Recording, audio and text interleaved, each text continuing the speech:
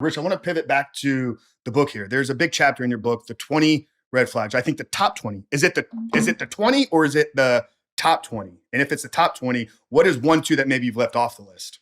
Yeah, there's actually 21 in the second edition. I added another one, which is a woman that's not willing to enter your frame and follow your lead.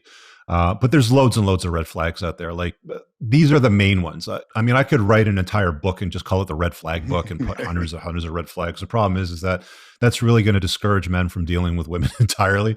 I mean, already giving them a list of 20 is like, well, my ex-wife had all 18 of them, or my last ex-girlfriend had, 19 of them. It's like, well, like these things exist and you're starting to connect the dots because they're problematic. Now, you can invite a woman into your life on a long-term basis, make her your girlfriend, make her your wife, whatever it is that you decide to do with red flags. It's not that you can't do it. It's just understand that if you do it, you're going to invite unnecessary chaos, problems, drama, stress, potential financial consequences, maybe losing access to your kids because she's a potential, red flag down the road.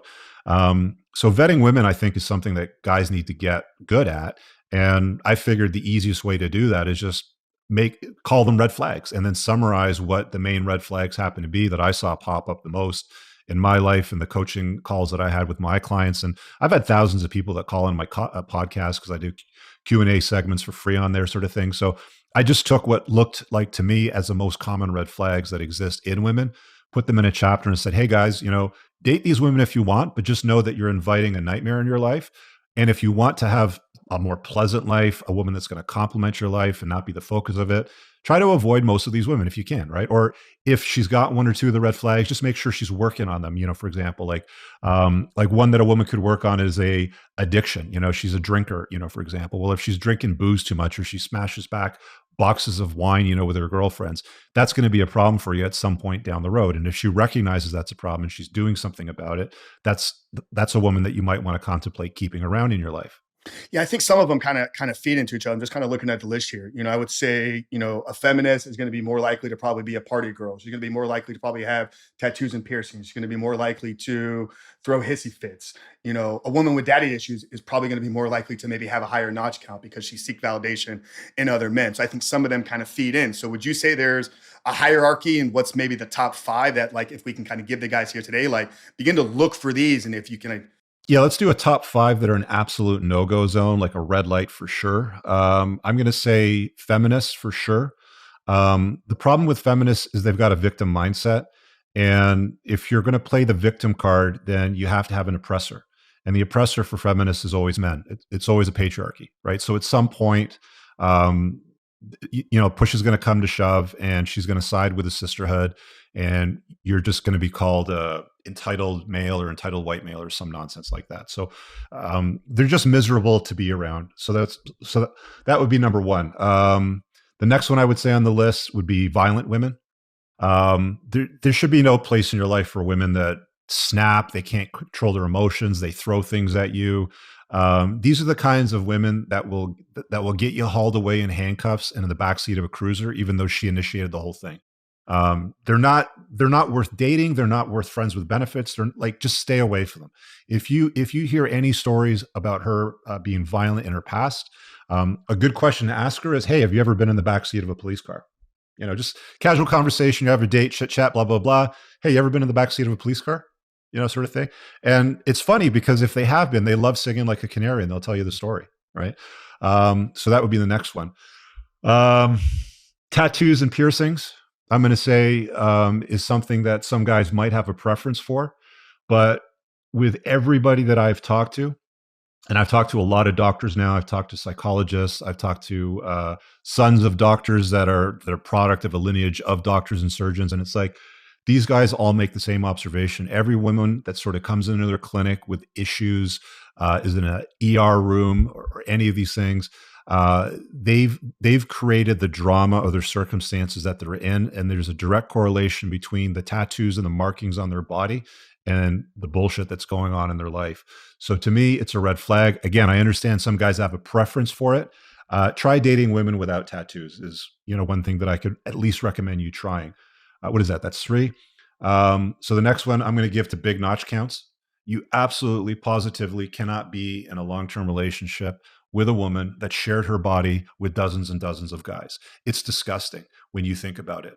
The data is also very, very clear that if you marry a woman and have children with her, the chances of you having a successful marriage over a long-term basis where she's committed to you and the family and the children and all these things dramatically drops with every man that she shared her body with.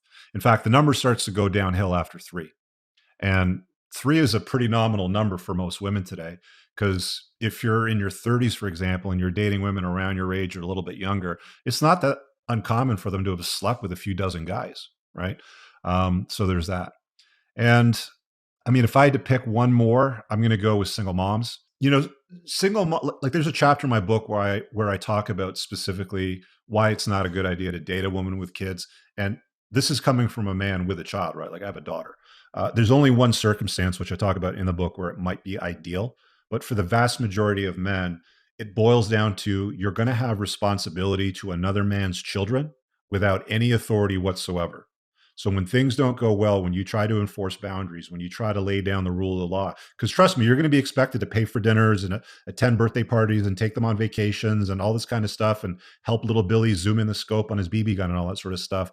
But if they misbehave and you try to set boundaries, the vast majority of women that bring children in tow, sometimes multiple children from multiple men, you're going to have the baby daddy drama, and you're going to have responsibility of those kids, which you're cucked in, essentially, meaning you're essentially abandoning your sexual strategy to go raise another man's kids with no authority to raise those kids. You'll be treated like an ATM. Your financial resources will be welcomed, but the boundaries that you set usually aren't. So it's like the juice is not worth the squeeze in those type of scenarios. What would be the one case where maybe it would be okay? Yeah, it's a good question. So if you've got a small child, so when I got divorced, my daughter was 4-ish or something like that. And one of the problem areas for women as they become adults is people aren't staying together, generally speaking. Like the best household for children to be raised in is a 2-parent household. After that, it's the father raising the kids. After that, it's the mom. So men do a far better job raising kids as a single parent versus women. The data is very, very clear on that. So the problem that you can run into is if you're a dad with a daughter and you meet a woman and she's got 2 or 3 sons, for example, blood-related siblings are not attracted to each other. They don't touch each other. They're not sexually attracted to each other. They're not interested whatsoever. Because of Evo Psych, discovering this, that we want genetic diversity. Like it's one of the reasons why I think teenagers become so disagreeable. Like, when their kids are very agreeable and they turn into teenagers, and then that would be around the same time that a young child 2,000 years ago, or a teen, for example, might have left the tribe and gone to another tribe. Genetic diversity. They want to leave. They want to do things on the road. They want to explore, sort of thing. And I think that's true today as well. Only, you just deal with a disagreeable teenager that doesn't want to listen to anything that you say. But the problem in a household is if you're living in a house with your daughter and she brings her sons into your house, and let's say you blend families, because that's always their idea. Oh, let's blend families. We'll just be like the Brady Bunch and live together, sort of thing. Everything will be tickety boo. I can't tell you how many women that I met when I was dating post-divorce that were violated as children by either a stepfather or a step-sibling in that same household. So that's a huge problem. So the only scenario where I would say for a guy like me where it might be acceptable is she's got a kid, same sex as my daughter, obviously, same age roughly, so they can be friends, they can do cool shit together and entertain each other, sort of stuff like that. And she doesn't have any of the red flags. And she's not obese, and she's attractive, and she's got genuine burning desire, like and all these things, which is, I mean, like we're talking about finding a pot of gold at the end of a rainbow, type of scenario. So, the probability of that happening may exist, but it's pretty low. Like I think when I was dating, there was one gal that had a kid, that had a daughter the same age as mine, and she was super attractive, but like nothing ever took off, right? So I think for the vast majority of guys, you're just better off dating women without kids. Even if you're a father with a kid, I still think you're better off dating a woman that doesn't have kids. I really hope you guys enjoyed that clip. If you want to watch the full-length podcast, you can find that over here, that clip's from. If you're newer to the channel, make sure you hit subscribe over here, and pin down below in the top comment, you'll find a bunch of useful links to my website, my supplement line, books, and a bunch of other stuff. Have an amazing day. Peace out.